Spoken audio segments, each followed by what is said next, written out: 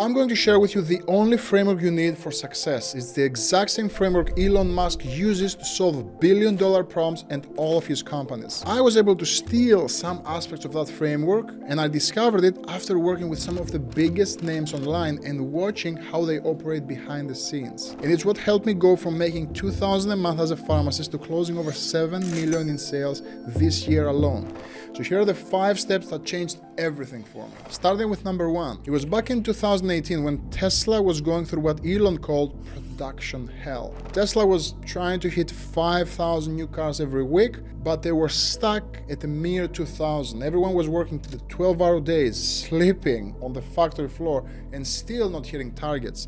Then Elon noticed that the battery pack for every car had an extra piece of plastic. When he asked people why do they need that plastic, the battery team said, well, the engineers asked for it. Then he went to the engineers, and the engineers said, well, the legal team told us that we need that. Then Elon went to the legal team, and the legal team said, well, the safety thing demanded we put this in place. And of course, the safety team said, well, we thought someone else needed that. So that plastic piece was adding 30 seconds to every car's assembly line, and there was actually zero reason for it.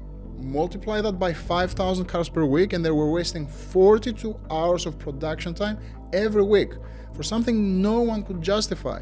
So Elon ripped it out and production immediately jumped. That's why the first step is to always question requirements. And how did that show up in my day-to-day life? Well, I was a sales leader, pretty much doing everything in a company a few years ago. I was drowning in 47 different tasks daily. One day, after being burned out a couple of times, I asked myself, well, if I can do just one freaking thing to drive the team's performance, what do I do? And the answer became clear. All I need to focus on is closing the damn deals. So I questioned each single requirement, like who specifically asked for me to do that? Who asked for that meeting? Why do I need to track that in my CRM? And the huge discovery? Most tasks couldn't be traced to anyone. They were just baggage from other sales leaders. So daily check-ins moved to weekly. The reports nobody read, we no longer did that. The meetings about meetings, eliminated. And meetings became an email. What was the result? My calendar was clear.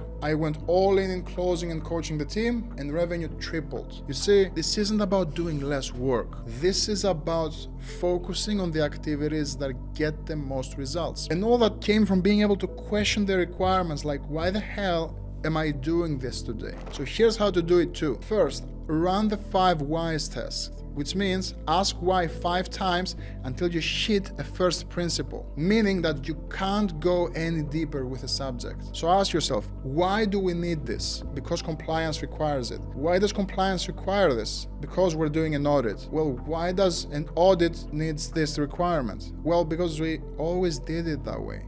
That's your signal to delete. When you arrive at the bottom floor, and no one has an answer for you why it's there. Then apply the 60-second litmus test. Ask yourself, if the world ending tonight, would anyone miss this tomorrow? If the answer is meh, just kill it immediately and take it off your calendar. Remember, customers care about results, not your internal processes. They couldn't care less. So let's go back to Elon. After Tesla removed that piece of plastic, Elon dug in and he saw that every Model 3 went through a quality checkpoint. Workers had to verify 47 different pieces in the vehicle. No machines, just a tool and an engineer. So this checkpoint was taking up 8 minutes per car, and it was creating a massive bottleneck for them. So Elon started asking questions like, why do we need to measure 47 different things? And the quality team said, well, to catch defects before they reach the customers. So Elon asked, how many defects do you actually catch? And of course, no one knew the answer to that. So they ran the numbers. Out of 10,000 cars, this checkpoint maybe caught 3 or 4 actual defects. The other 9,997 cars were perfect. It didn't need the inspection at all. So what did Elon do? He deleted the entire checkpoint without hesitation. And he said, If we don't end up adding 10% of the step back into the process, it means that he didn't delete enough. That's the second step. Ruthlessly remove friction. Now, how I apply this into my career is it's exactly the point where I stopped taking sales calls. Some people think that it's 100% necessary. I pivoted and deleted sales calls immediately. First of all, I realized that 80% of my time were spent on calls that didn't need to exist with qualified people. Prospects were already saying, I don't want to hop on a call, just send me the price. So what did I do? Instead of forcing people into sales calls they didn't want to be on, I took every question I was asking throughout the call and turned it into a precise DM script. So I replaced the pitch with a simple Google Doc that closed them and pre-handled objections for me. And instead of talking to one person for an hour, I was talking to 10, 15 prospects at the same time. That's how I was able to go from closing maybe $300,000 a month to closing $945,000 in a single month, only using DMs. Being an efficient performer doesn't have to be the most complicated process ever. Actually, it means having the bare minimum to get it done. So here's my challenge for you. Delete as much as you can within the process you follow. First, make a kill list. List out every step in the current process. Highlight anything that doesn't directly add value and start with the longest, more complex steps first. Run a 24-hour freeze test. So see what works and what doesn't. And if it doesn't, delete the step completely for 24 hours. Then monitor the key metrics. See if anything broke. If nothing breaks, keep deleting. If something breaks, you now have the real data to back why that step is needed. So go back now, look at the list and follow the 10% rule. After deleting steps, you should need to add back about 10% of them. So 90% now is gone. If you don't need to add anything back, you didn't delete aggressively enough. So this forces you to err on the side of over deletion rather than under deletion. Now this brings me to the third step. Let's go back to Elon. After Tesla deleted dozens and dozens of unnecessary steps, Elon turned his attention to what was actually left. So he looked at the engine of the SpaceX Starship. It originally looked like what engineers call a Christmas tree. So he ended up taking about 6 months just to build one engine. And while traditional engineers would say, well, this is the state of the art, this is how rocket engines look, this is how we do it. Elon did the complete opposite. Instead of hanging pipes and wires and bolts on the outside, they forced everything into the engine's metal itself with nothing hanging out. So what was the upgrade? The next version was 232 pounds lighter than the previous model. And instead of taking 6 months to create it, it only took 3 weeks. But here's the thing I want you to take away. Elon only did this after he had questioned requirements and deleted the unnecessary parts. That's why the third step is to simplify after removing. So I looked at that principle and I stole it and I applied it when I flew up to Kelowna, Canada for a writing retreat with a top entrepreneur. We were working on his book, we were locked in a snow cabin for 5 days, and we looked at what we had to do, like the core ideas, the pillars of the book. Once the core ideas were clear, we just focused on making them tighter, cleaner, sharper. Every section had to answer one question. Does this serve the reader? And we ended up cutting entire chapters that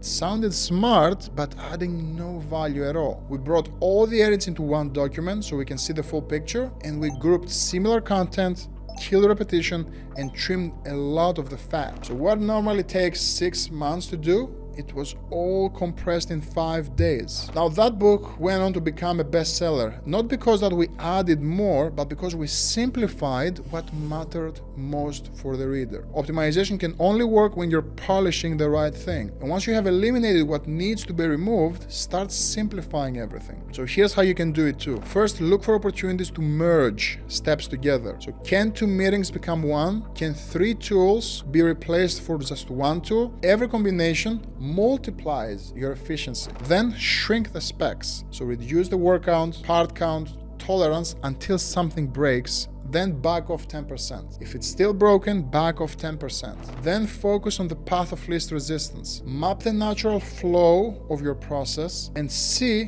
where are people fighting the system. Fix those friction points first. Then the system should feel effortless and proper when optimized. Then work on automating decisions, not just actions. Build clear if-then rules so people don't have to think, they just have to follow the process. So if you hire a teenager full of pimples, can they make a burger? In McDonald's case, yes, they can. So that's how simple the process should be. Then realize this: decision fatigue kills speed more than complex actions. And that brings me to the fourth step. So Elon took a step back, he simplified the engine, but he had a new problem. Traditional rocket companies test engines once every few months. So they spend weeks preparing, running another test, running a simulation, and spending weeks analyzing data before the next test. So at that pace, it takes years to perfect the rocket. But Elon looked at the entire testing cycle and asked, why does this have to take so long? The answer was that everyone was trying to make each test perfect, weeks of preparation to avoid any possibility of failure. So Elon flipped this thinking, and instead of one perfect test every few months, SpaceX started running multiple tests every single week. So they built test engines specifically designed to fail fast and fail cheap. So when an engine exploded during testing, instead of spending months analyzing, they would have the next iteration within a few days. And while competitors were still analyzing their first test results, SpaceX was already on iteration number 50. So that's why the fourth step is accelerating the process. It was just like my road to 100K followers on Instagram. Like, everyone around me was treating Instagram like a film set, hiring editors, script writers, shooting in exotic locations, and really being scared to post. They always cooked up the perfect post. I didn't have the time or the budget for that crap. I was busy selling, so I took the opposite approach. I committed to posting one reel every single day, no matter how rough or simple.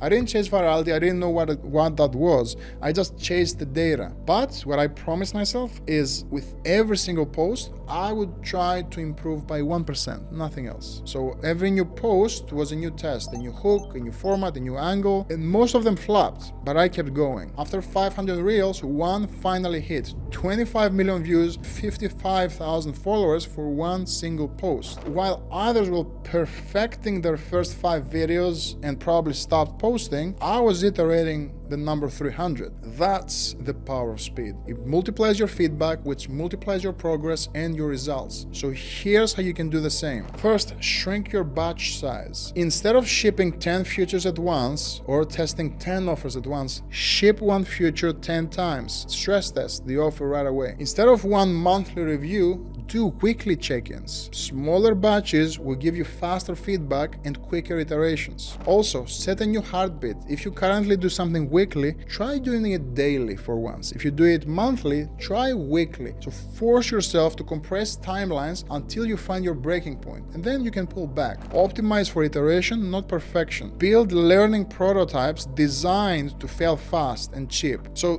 don't design for success. Push the product out, push the offer, push the pitch, and see where you fail. Iterate from there. Get 80% solutions out quickly rather than 100% solutions slowly. You can always improve version 2, you can't improve what doesn't exist. Then step 3 is create forcing functions. Set external deadlines that cannot be moved. Use public commitments to create pressure, because remember, pressure creates focus, focus creates speed. Which brings me to the fifth and final step. When Tesla first tried to automate Model 3 production, they had a big challenge. Elon was obsessed with creating a fully automated factory. He spent hundreds of millions of dollars on robots and automated systems before the process was ready. But now, Elon calls this the biggest mistake of his career. The robots were automating a process that was still broken. They were perfectly executing the wrong steps at incredible speed. So Elon had to rip out millions of dollars of automations and replace it with humans. Once they perfected the manual process, they added automation back in. The second time, the automation actually worked because they were automating the right process. And that's why the fifth step is automate what works. Most people try to jump onto automation before even knowing what works. Like, they never close the sale, they're out there building sales agents. So they're having bots and AI perfectly executing a terrible strategy. Then they have to scrap everything, go back manual, and lose time and lose thousands in good leads. So first, perfect the process by hand, then teach the machines. Automating a broken system is worse than not automating at all. Find what works first and slowly automate the process. Now, if you want to know exactly how to build real discipline, watch this video right here and I'll see you over there.